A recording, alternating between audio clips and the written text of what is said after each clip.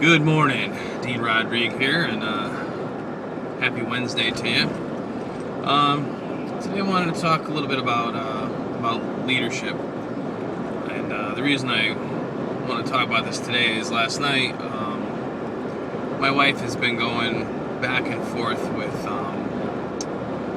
She really wanted to be a Beachbody coach and get into that opportunity. And this isn't her first dance. We've gone through our share of different opportunities, and I think we've learned more and more, as we've gone on. So this one, and the cool thing is, every time she gets into something, she always wants to try to find a business that does it, and I think this is the one. I think this is the one she's going to fall into and really take off. I think she'll grow a bigger team here than she ever has. But anyhow, So going back to what I was saying before, she wanted to do this, and it's funny this time we didn't just kind of like go online to beachbody.com and be like, hey, I want to sell this stuff. We realized this time, if you can, and sometimes it's hard, but if you can, try to find a good leader. Someone who is going to kind of take you under your wing and give you the training and knowledge that you need without holding your hand and doing it for you. And so that's what we did. In the last couple months, we're like, we're going to look around. She's, like I said, she's done a couple other things where sponsors were out of state, or just actually not even that far from us, but very distant from us, you know what I'm saying? So we're kind of looking for both. Someone who is engaged, and for this she wanted someone local. And she found it, and last night we met with them.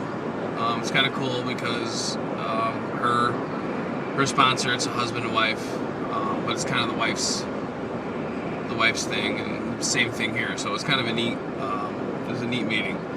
So with all that being said, and a shameless plug to my wife for selling Beachbody, which of course I'll leave the link for in the blog. Think about what you want for a leader. If you're getting into a business, if you're new at this, don't be afraid to look around a little bit, ask questions, find out who's really kind of. I got interrupted by a phone call. The problems of having doing video with an iPhone, I guess. But anyhow, I want to go back and wrap this up. But look around, see. You can find good leaders within organizations just by seeing how engaged they are and stuff. Because I had joined MLSP a while back, and before I just jumped in, I was kind of like looking around, seeing who's out there, who's involved, and I ended up going in with Rob Four. He's like this SEO guru, and it's kind of cool because he's constantly engaged, constantly throwing things out there, and it's just nice. You know what I mean? It's nice to have a leader that's not going to hold your hand and do it for you, but it's going to be available for training. For if they see you excelling, they'll excel with you.